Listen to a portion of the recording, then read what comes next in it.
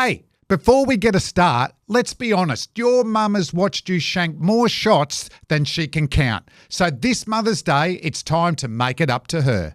Some mums prefer Dan's, and trust us, a bottle of Mum's champagne or a crisp rosé is going to land a lot better than whatever you're going to do off the tee. Get Mum a gift she'll actually love from Dan Murphy's. Head in store or online and shop for gifts today.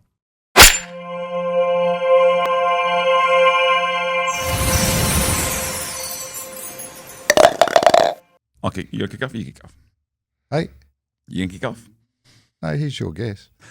Welcome to Make Me Good at Golf, the golfing podcast, where three mates are trying to get good at golfing. We want you to come along for the journey. Talking over me, trying his best to get in, is Mr. 71, his highest test score, his lowest golf score, Damien Fleming. Windy Pete, you have nailed it again. Well, you have not nailed it. You've tried to speak over me. You're using the wrong nickname. I am Mr. 48, Pete Helliar, joining us today. Where's Long Ball? Long Ball is not here. Long Ball has gone AWOL. Is he hitting long ball somewhere or? Well, he's hitting some side balls recently, so maybe he's looking for his ball out on the... Are you going to introduce our guest? Well, I mean, I was going to, and then you asked where Long Ball was. Hello. There he is. One of the most familiar voices in Australian comedy. 10 Balls Molloy. 10 Balls Molloy. Mick Molloy, welcome. That was my thank you. Thank you, guys. That was my first nickname given to me at the National on the old course, where I famously lost 10 balls on the front nine. Now, in my defence, that's a very windy course. Oh, yeah. It's target golf down there. Yes. Get the wrong day and be out of form, and 10 balls is not a How stretch. long did that nickname take to subside? It's a while. It's a while.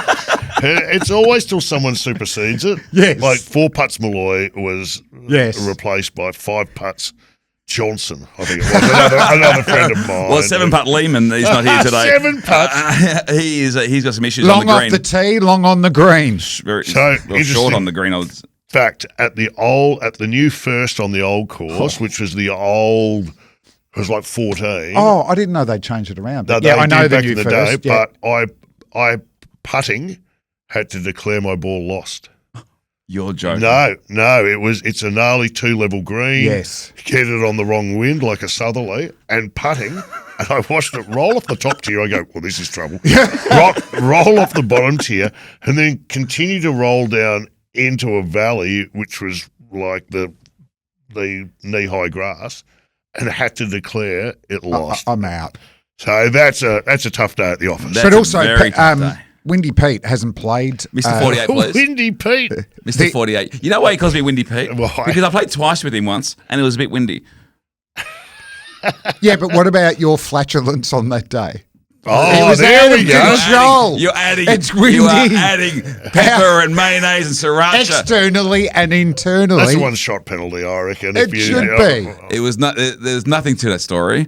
And it's Mr. 48, please. Mr. 71. Yes. Move on. So, Mick Molloy, tell us. hello.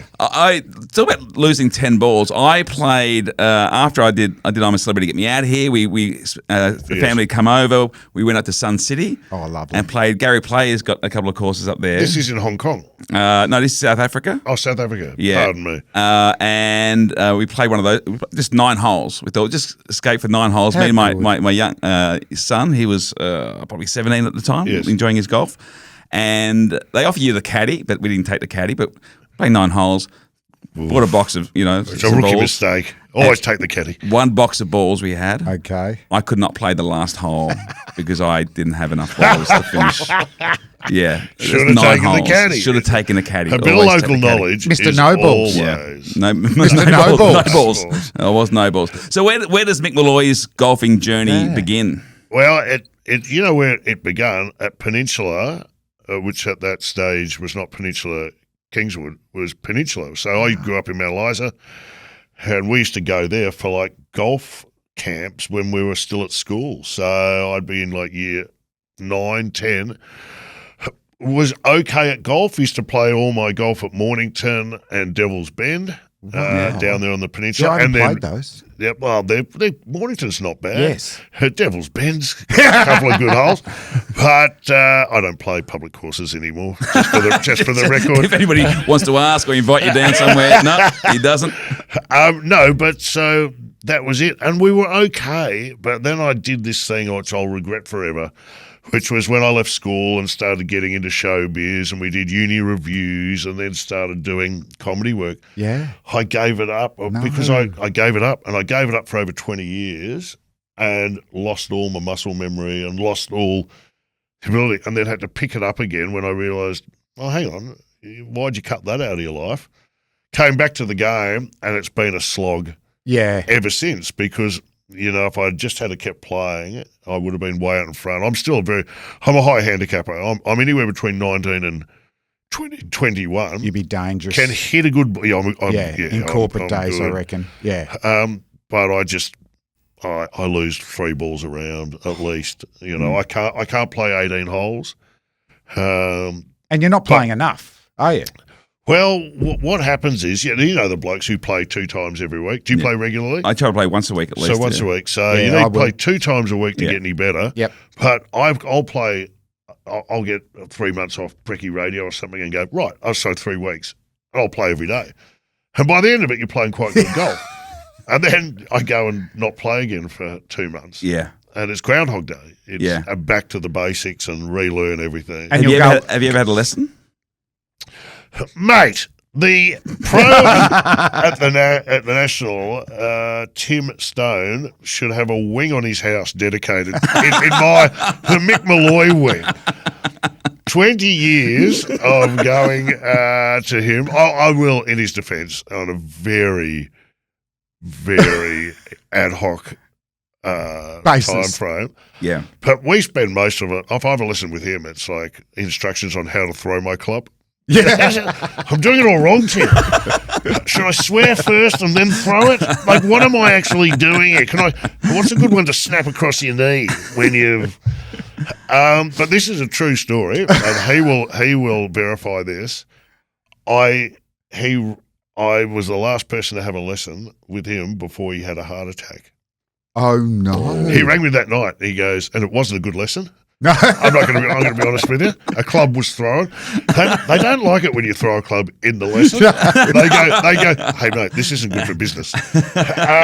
So when the phones ring with his name, you're thinking, I'm in trouble here. He goes, hey, mate, just so you know, after seeing you tonight, I was rushed to hospital where I had a heart attack. Anyway, see you soon. Now, there aren't many people who can say they gave their coach a heart attack. A heart attack. One personal trainer once, I remember, I broke. It was a personal trainer I broke. He ended up with me eating nachos, watching midday movies. But I'd never given anyone a heart attack before. So, so that's my coach. So are you banned? Will anyone coach you down there now? No, he's back. He's back. And he's healthy? Everything okay? Everything's okay. I did like the story of Pang at Q. I think he was playing and he sliced the ball onto the next tee box, I think, and hit somebody flush in the face. And they were like bloodied and all that. And Sam went over and, just made sure everything was okay. But then this guy went to the day apparently played the best golf he's ever played after that. Like, what a sociopath it takes to almost kill somebody, and then they go off, and then you play your best golf. It says a lot about Sam Pang. I think he also sliced one into the car park, and it was the president's car. So he had the president's sign. He goes, but if talking about playing on when you shouldn't, so I'm pretty sure it was the National, and it was on the Moonar, and I think it was the 15th hole. A guy's had a heart attack return, and he's no good, and they've flown in a helicopter to take him to Rosebud Hospital or wherever. And they said to the guys who's with the guys, do you want to come in the helicopter? Right. They've gone, we might just finish our round because they were on a flyer. They were going well. They were going well. Now, mate, to put your mate on a helicopter and go, look, I'll tell you what, we're on 15. We'll just play. We'll play and we'll meet you there. Well, when you've committed to handing in a card, you got to hand in the card. Imagine the team. Hey, mate, how you going? By the way, I won B grade. How's that for a story? Are you at the National, though? Because there's 3 brilliant courses. It's a I haven't great played members course. Gunnersmatter yet, but I'm hoping to play it this week. Well, I love it. But I find old so hard. And then obviously wind dependent with the moon, all 3 courses. What do you play most? All 3, and actually 4, because Long Island now is back up and running, which is the 4th course. And they're awesome. suggesting it could be as good or better than any of them. So that's off the back of Peninsula, off the back of PK. It's almost like a sandbelt course for me. No, I've played it a fair bit. Yeah, underrated. But now because I think OCM have added 2 greens. Like there's 20 greens, and you can play it three different ways in 1 week. Yeah, depending on the weather, and they can play it as a par 3 or a par 4 if you go to a different tee box. It's pretty good. I look forward to getting into that, but it's now at the place where you don't care what course you play. Like you used to go, I don't want to play the Ocean, or I don't want to play this. Whereas now you just go, mate, I'll play any of those 4 courses because they're all terrific. Yeah, Gunnersmatter, of course, is a Tom Doak. So you don't have to. The pedigree there is world's best, and it's fun to play, especially if you're a high handicapper, because it's not punitive. You can always find your ball. You can always back in it. Someone described to me the old course once. Just pretend every fairway's surrounded by water. Yeah. Because if you miss, you're not going to find it. I've only even played that well playing with a member telling me what to hit. Yeah, local knowledge disciplined. is good. So for me, for someone who loses balls, 10 ball boy on the old course. So Mr. 48, I think the first time down there, Gunnersmatter. Yeah, you'll love it. It's fun to play. I mean, Moonar's a great links course as well. It's probably my favourite Norman course. I think Cathedral's very good. Moonar is good, but I think they're the best. And name me another. What's your favourite Norman course? I reckon they're as good as he's done. He used to have the Glades. What's he got? I don't know all the architects as well. I was lucky to get onto the Grand up on the Gold Coast. Well, that's thanks to Stewie Giles. That's a Norman one, isn't it? I don't know. I think it is. But my favourite one of my favourite Kerry Packer stories was he went up there to play with 4 of his mates, and he turned up. They said, sorry, Mr. Packer, you got to be a member to play here. He goes, how much? It was like 50 grand. So he goes, I have 4. Bought the memberships, played the round, and never turned up again. It's like, what? When you love to. It's a different level. It's a different level. What's your favourite? Like, I love golf because you can play different formats, not just as far as Ambrose and all that, but the way you play. Like, do you like to play with mates? Do you love to play by yourself? Do you have a beer when you're playing? Do you wait till you finish to have a beer? Like, what's your favourite way of playing? Obviously with mates. Obviously with mates, I don't like a field. I know that sounds pretentious, but like if you can somehow get onto a course late or find a day where it's not busy. Fields, I feel the pressure. Yep. I'm always playing with guys who are better than me too. So every week, my friends are all anywhere between 10 and 15. And as I say, I'm off 19 to 21. And you're always the worst in your group. So I always feel the pressure like I'm holding people up. And if there's someone up our clacker, I get worked up about it. So not in the field, with your friends, never for money. So I just reckon there's enough stress. Anyway. The game's hard enough. The game is hard enough. Fighting nature, of course, the voices in my head. I don't need to add the added pressure. Yeah. I learnt that lesson really early because I remember playing with a bunch of blokes called the Friday Boys or whatever, and they used to go down there and play, and they played for money. And it was the first time ever, and I was in a cart with the guy I was playing with, and I remember coming up like the 17th or 18th when the money was on the line and going to help this guy in another cart look for his ball, and this guy goes, "What are you doing?" So I'm just going to help him get back in the cart. And I went, oh, my God, I'm not even allowed to be polite to these. If I'd found his ball, that could have affected our chances of winning. And I went, right, mental note. No. This is not fun. No. This is not fun. So not for money, with your mates, not in the field. Drinking's an interesting one. Yeah.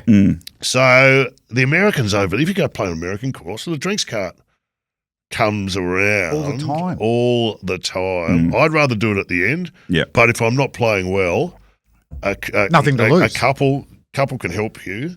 But by the way, interesting fact, do you know who invented the drinks cart, don't you? No. Gary Cart. No. I'll tell you, it was the Rat Pack. So it was Frank Sinatra, Dino, and Martin, all those guys. They were playing Vegas, right? And they were doing all these shows, and between the shows, they would go out and play golf in the Vegas courses. And they'd get out there and Dino would go, we need a martini. We need a martini. So they'd get someone from the club would race out and then bring them back drinks. It was happening so often, they eventually got a cart that was dedicated to dropping them off drinks. And so that was it. And then eventually people were going, well, why can't we have that? Yeah. Those guys are credited with getting the whole drinks cart. That does not surprise me. Don't see too many martinis on the drink carts these days, though. No, they've dropped that off. Should that be a goal? They've dialed it down a notch. Yeah, come on. Make me good at golf. The Comedians Cup next year will have martinis in the drinks cart. Yeah, next time we play and it comes, I want you to ask for a martini. But I'm a bit the same, Mick. Yeah. Unless it's a total corporate one in carts, I don't like drinking. I love that first beer after a round. Yeah, mate, you've built up a thirst. You Either sure way, have. and that first couple of sips, cold beer, beautiful. It's the reward system. The other thing I'm not proud of, but I'm known for on a golf course is if I'm having a shocker, I see no problem in walking off a golf course. Yeah. Oh, really? No, I don't. I go, it's not fun for me anymore. Waiter, check please. Yeah. Bang. So my mates the other day were trying to work out the earliest I'd ever abandoned a round. And do we guess what hole or not? you can have a go. What hole you reckon? 12. No, way less. You can keep bringing it down. I was going to go 9. I'll go 6. Go 6? No, less. 4. Less. 4. I'm going to say 3. So what was the scenario? No. Their guess was 3 because they were remembered. It was actually on the old, and they go. I was in a cart, and they go. They thought I was going in to look for my ball, but I just drove the cart through onto the road and just went straight back to the clubhouse. But so they went 3, and I went. You're all forgetting the one round where I went down. I was on the driving range, and I hit 20 in a row, a sliced. Didn't even start. I'm feeling it today. I went straight to the clubhouse and said, I'll see you. So technically, I have failed to start. Did not start. I did not start. So you need a Mick super sub that comes in when you don't feel like it. Because sometimes range form is different to when you get on course. Did you not think maybe, I'm not hitting them well here, but maybe it'll come good on the course? I know my own game, and it was not. That is gold. It was not going to be fun out there. And how many holes do you reckon took the boys to know, hey, he's not coming back here? They knew. I told them. I just said at the start.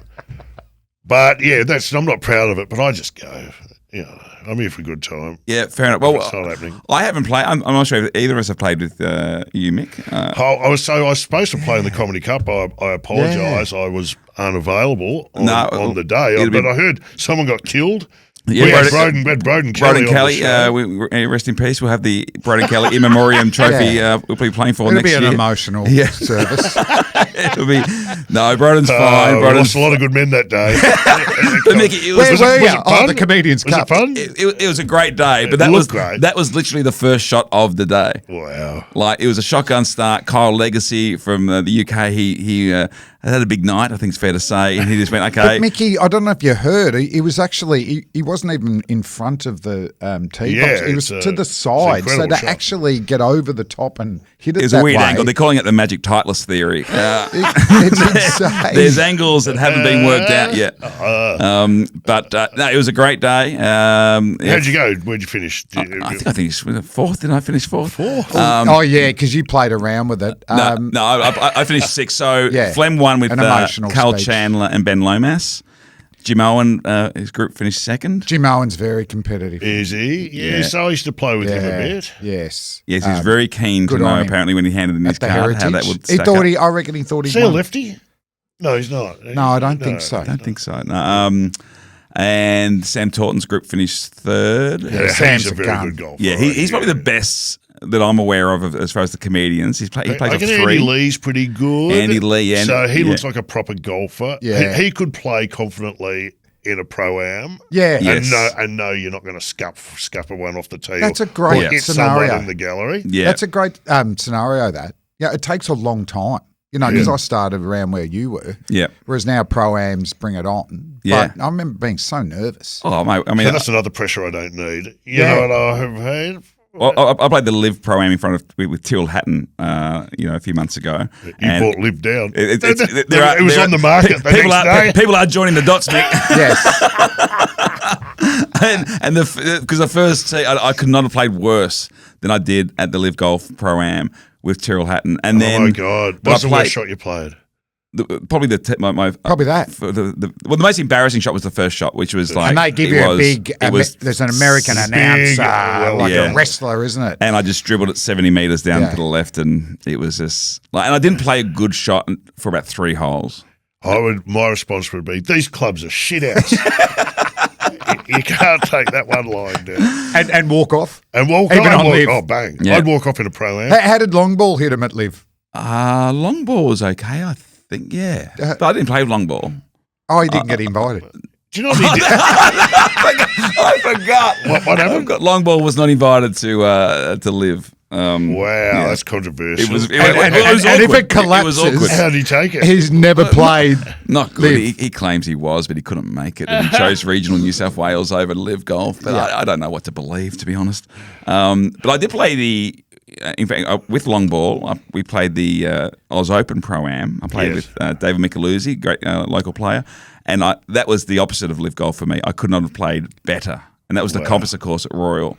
So that was the best day of golf I've ever had. And it depends on the actual what you're playing too. Like Jensen's, where you take the best drive and you're playing with a pro. That's pretty easy. You should be in a good spot. But we played the Vic PGA down at Moona. We had to play our own balls there, didn't we? Yes. So that you know how breezy you can get down there. absolutely. That was tough. That was a test. But somebody who has long ball has played with you. So we asked for him to leave us, a message, give us an indication of what you like.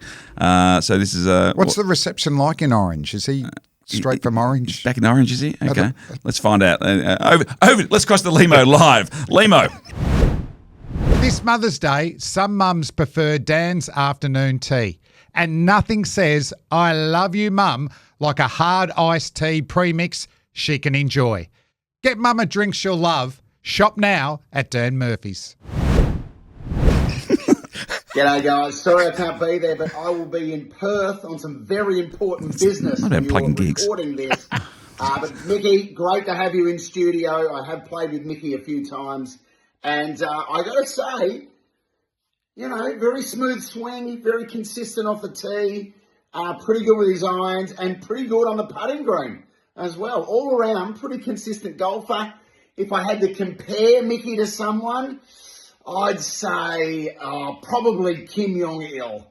My obvious comparison with touches of Donald Trump. Just the smooth. Trump has a smooth swing. Let's be honest. The smooth swing. So I think that's how I see Mickey's game, and he's nice and chirpy around the course as well, which we love. And he's a bit finicky in the clubhouse though. I got in trouble once for wearing inappropriate shorts in his fancy clubhouse. Don't know what was wrong with my cargo shorts. Cargo shorts. Once, Mick and I went to see the President's Cup at Royal Melbourne in 2019, And I have this memory of about the 5th hole at Royal Melbourne. We saw Tiger Woods walk into the bushes and have a leak. Did that actually happen? My memory playing tricks on me. Mickey, can you confirm or deny? There we go. Well, there's a bit to unpack there. Yes, there is. I can confirm we did. That was true. He's got second shot in. I forget which one it was. I think it was one of the holes from the East course, which is in the composite course. But yeah, just watched him walk off and have a snake. So it was just great to see. You got to look out for the tiger snakes in the rough. Very good. Boom. The insinuation there was I was a cheat. Is that what he's saying? Like Donald Trump Kim Jong-un and Donald No, Trump. he pumped you up early. It's like you had no weakness to your game. He said you're consistent with everything, and then bang, bang. Bang. I'll be honest. I have handed in a couple of cards that could have won the Miles Franklin Award for fiction. That need to be fact checked on the way through. But that was that. What else did he say? There was Limo does keep an eye on it too, because we played at 13th Beach the other day, and twice he corrected me. And to be honest, he was actually correct. But once he asked me, he goes, I was like over the ball putting, and he said, "What's this for?" And my partner just told me you're putting for 6. I just went, "Oh, 6." And he goes, "You sure?" I hadn't finished the putt. I was still over the ball. He shouldn't be asking. Yeah, they're exactly right. His etiquette's off the charts. It's terrible. Yeah, and there was another time where I did forget a shot. So he's onto you. Well, he was an accountant. Yeah. Right, Yeah. So Yeah, it's all coming back to him. he can't feel it. And the cargo shorts, he turned up. There you go, that one. He turned up at my club and he's go, mate, he had socks and sand shoes on and cargo shorts. I went, it's a private golf club. Well, Sam Pang and Jonathan Brown, when they were doing Brekkie Radio together, they wanted to take up golf, so they were looking at a few courses. Yes. One was Riversdale and Kew. So he ended up getting a match-up of and I brought Ricky Ponting to play. So it was Ponting and Pangy versus me and Brownie. Yep. So There's some big hitters in that group. we're about ready to get in. We're in the clubhouse, and I hear that, "Hey, mate, you can't wear those in here." And Pangy has got these cargo shorts and they're just ripped and all that. And because he's new to golf, he's intimidated. So he quickly buys some pants, but they're too tight. So as the round's going up, they're splitting, and by the end, they were virtual shorts. They're ripped again. So they picked Q. Man, I played we played Royal Melbourne once, and it was a charity game. I think it was for Red Dust or something like that. And so Rob Sitch was there, I was there, or whatever. Anyway, I got to make a speech, and I said, Pang was there, and I thought, I'm going to fucking rip into him here. So I've got a couple of. I'm doing jokes like, "Hey Sam, good to see you here. Who was the celebrity in your group?" And Guaranteed laugh. I've got him off. I've gone right, and I've gone and sat down, and then the guy goes, the chef goes, "So now let's hear from Sam Payne to do the raffle," and I go, "Oh God, I'm cooked." I had no idea he had a right of reply. So I'm sitting there really enjoying my work, not expecting he's about to get up. And yeah, it came back. It came back with mayo on it. He dropped some bombs. And Mick, have you played in a lot of celebrity games and all that? Like who are some of the big names you've played with, or celebrities that play well? So look, I don't play in celebrity comps as such, but most of my friends happen to be celebrities, so we play a lot. I love. So the golf trip, right, is the most important thing to protect in the world. So my judge is who would you want him on a golf trip? Yep.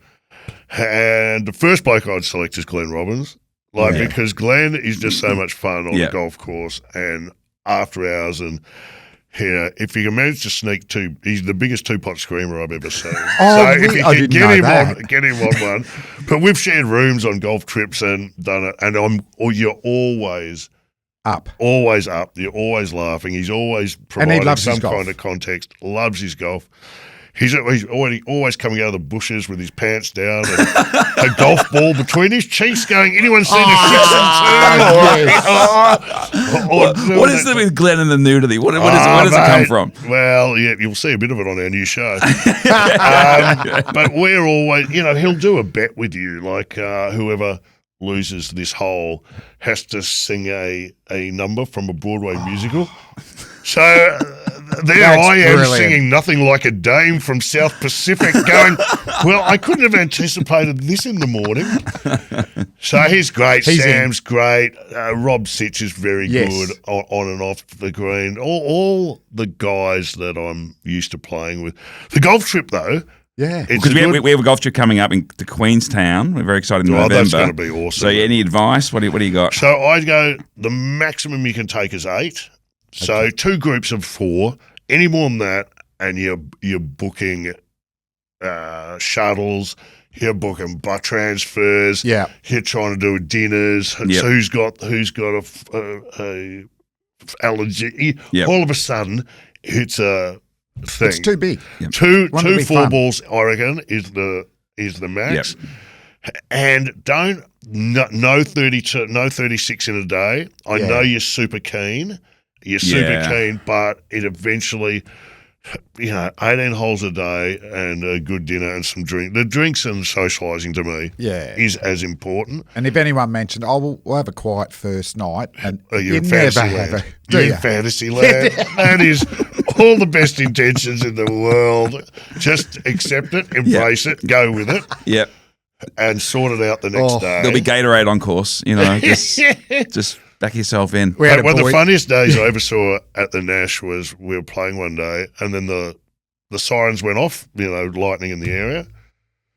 So it was pretty early in the day. So 3 courses, about the clubhouse, about 120 blokes pole back to the clubhouse and just get on it. Oh, that'd be great. So they just get on it, start drinking. Anyway, after about 2.5 hours, they go, right, you're good to go. The greenskeeper nearly quit. They're curated. Right, there were divots the size of small pizzas coming out of that. It was like vandalism. Some of the worst golf ever seen. But that happened to us once on a golf trip where we decided to go out after a rain delay. No.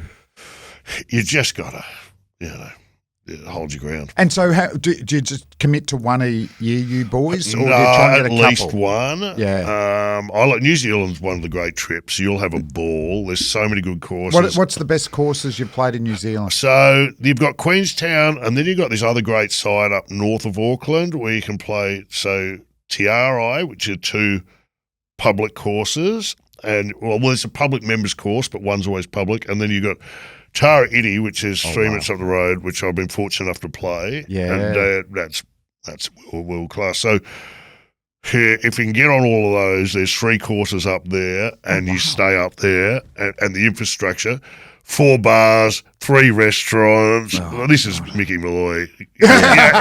This is my happy place. Yeah. That's like Disneyland for golfers. It's like Disneyland. Could you live there? Yes. Yes, I could. It's got everything. Do you know what? This is a true story, and I always never forget it. We're coming back from New Zealand, the first time COVID hit, and we were on the last plane back in from New Zealand. They said the cutoff was midnight. Oh, wow. And we all went, we better go back. Now, it was only supposed to be like 5 days at that stage. It ended up being 6 months. So we got in at 11:45, and there's a news cross, and you can see me in the background pushing my trolley. If we hadn't got back in, I would have spent 6 months in New Zealand not being allowed back into Australia and playing those courses I just mentioned. You would have been off scratch. Oh, my God. I mean, That's what's happening. I'm still locked down. I'm still locked down. Where? In the best golf courses in the world. Yeah, I thought it was a story about dodging a bullet, but no, you didn't dodge a bullet at all. It's the opposite. What an idiot. Wow. I didn't think it through. You mentioned your great mate, Glenn Robbins, one of the all-time greats. And the show you boys have put together, Celebrity Intervention, congratulations. It's going up. It is so great to have laugh out loud comedy on our screens. Thanks, Pete. Where did the idea come from? It was supposed to be something else originally. It's like you do the same. You're creative, even if you're sitting around, you're tooling about with what ifs and stuff. So I think the original idea was something like to do with marriage counselling. I don't know how it came from. Okay. I was going to be a marriage counsellor and give people advice on their relationships. I like that. Yeah, I like a it. bloke who's never been married. Wayne Carey wasn't available. Historically hasn't been my strong suit, right? And I mentioned to Glenn anyway. Glenn was coming in to go, this is a terrible idea. And by the time he got in there, I'd recalibrated the whole thing. I remember I was one night down, I've got a place down the coast where we play golf. And I was sitting around and it just occurred to me, I was looking at those roasts. Yep. And I'm not a fan because they're so brutal. Yeah. Like they really, I don't find watch it them. uncomfortable. No. And you can see them and it's like really just bang, bang. They're mean. They can be funny, but I don't get it. And I'm going, No. the world's moved on a bit from that. And I started going, people, everything's so more touchy-feely now. How would you recalibrate something like that? Yeah. And you do it under the guise of we're here to help. Yes. An So intervention. you can still slip the pill in the dog food. You're still going, hey, Chris Brown. Hey, Kerry Bickmore, come on. You haven't solved brain cancer, have you?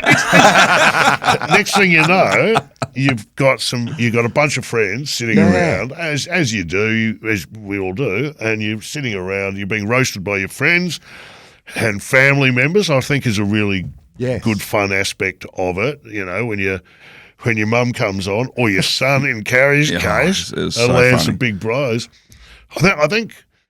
So it came from that idea. How can you drag something that was as adversarial as the roast, but into into something that resonates with the new way people engage the world? And Well, you nailed the brief. I've been asked to do the roast, for like John Cleese and Paul Hogan, and then I think Carrie had asked me. They did a roast on radio, and I said no every time. Yeah. It's not my style.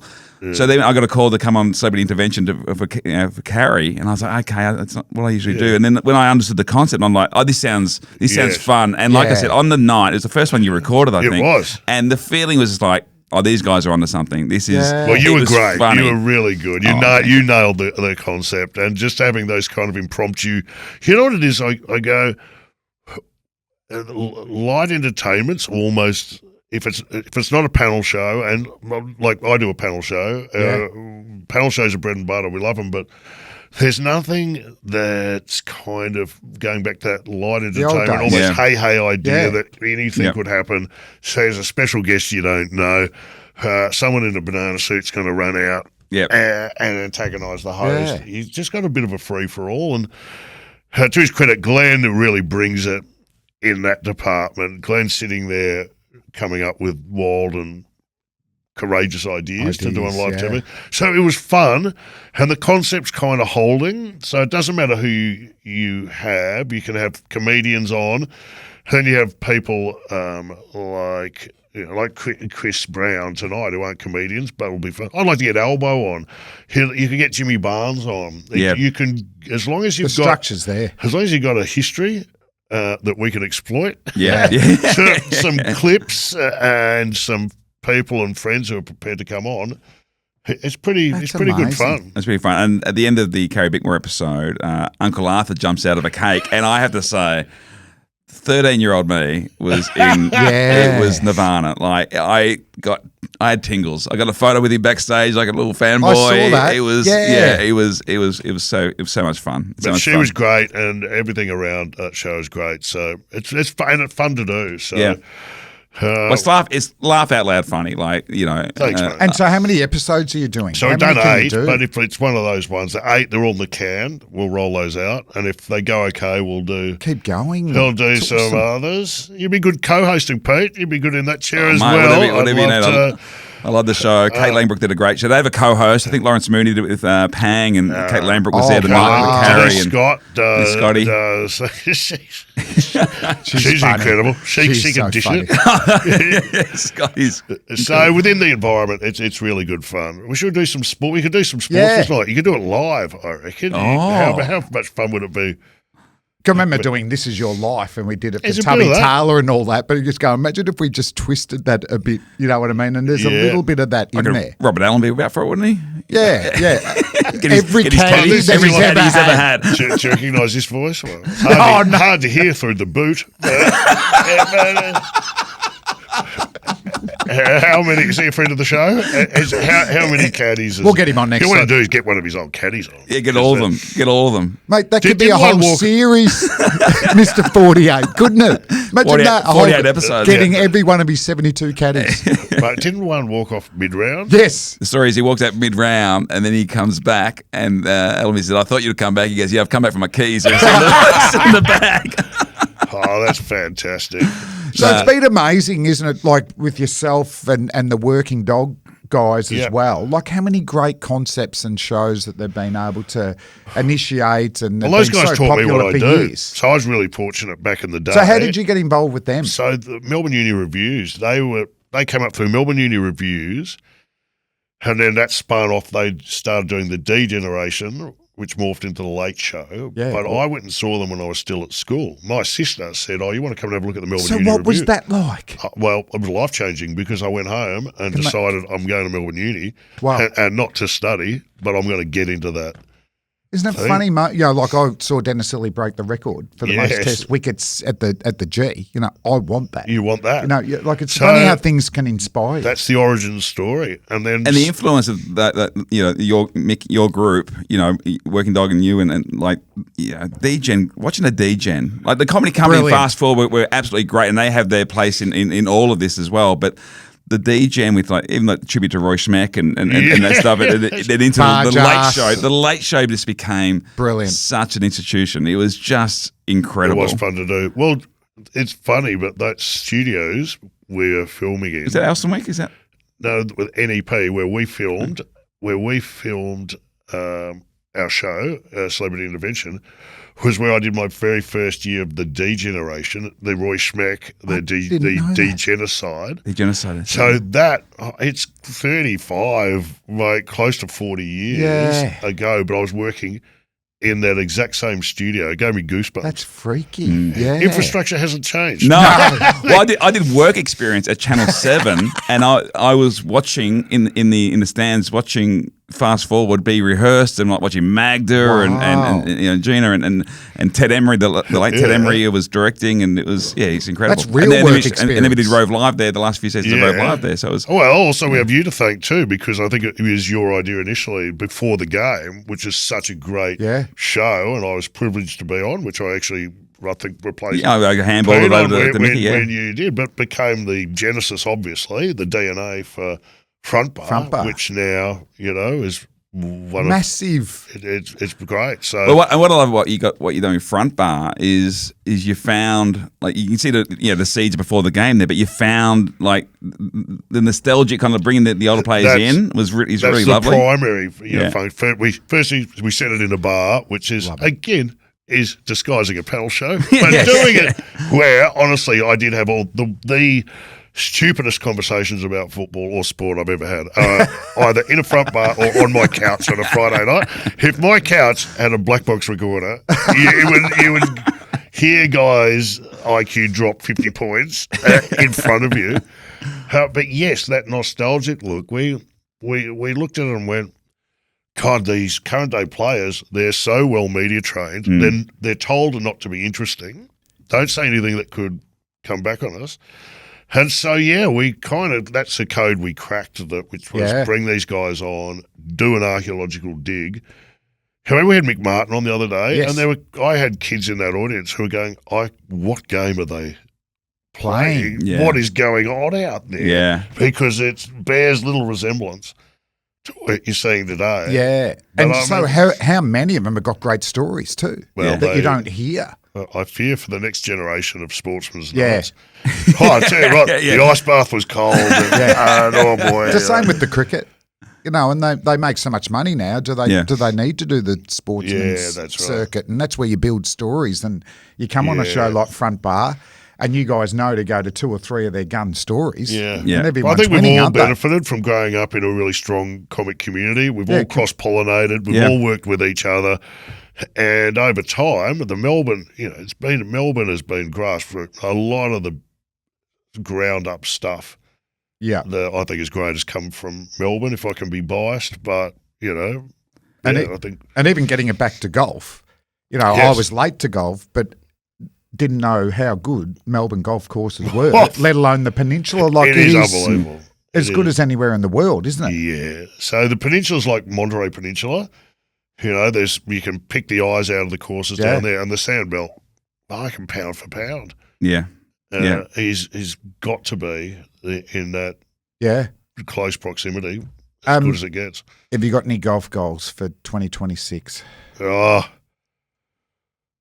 well, to not walk off before the 9th hole? Yes, that would be good. Get back to New Zealand. Yeah. Get on another golf trip. I haven't been on one this year because we've been busy. But that's enough. A golf trip. A golf trip. That's my goal. Yep. Beautiful. Well, Mickey, we are fortunate to have had you on today, mate. We congratulate on Celebrity Intervention. Thank Mick in the morning, of course, Triple M if you're in Melbourne. Yes. Still whacking away on radio. And I just listened to you and Titus with the Australian cricketers drinking. Oh, no, wasn't it? If you haven't listened to it, make sure you do. Stuff. And great research from to Titus. No, but it was not encouraged by the time I got in at 94, but 95, the man that doesn't talk about his drinking much these days, just from Singapore to London, I'd like to know what he had then. Well, what I love, the real barometer of the time was that the captain of the plane would announce it. Ladies and gentlemen, just like to announce that Rod Marsh has just broken the record for 54. Here you go. David and Boone. Polite applause. Polite applause throughout the plane. Today, you'd be on a no-fly list. For, I think some of the comments were, are you serious? They drank 45 beers and then 55 beers and that was... It was a different time. It was a different time. If I had a time machine, I'd be going back to the 70s. How many are we drinking between Melbourne and Queenstown? 2 or 3. Mid-strings. Middies. But we'll have to have a round too, Mick. I'd love to. We'll be putting it out and get you back on. It's overdue. Us three. Yep. We'll get long ball. Yep. Get him out of the cargo pants. As we try to make me. Can we, I was waiting for you to wrap it up. Yeah, it's my stick. It's my go. And you just fucked it up. Okay, do it. Okay, edit all that out, Rob. And of course, we're here. Make me good at golf. Well done, boys. That's a wrap. If you haven't sorted Mum's Mother's Day gift yet, Dan Murphy's has you covered. Shop premix, wine, spirits and more. Get Mum a drink she'll actually love at Dan Murphy's.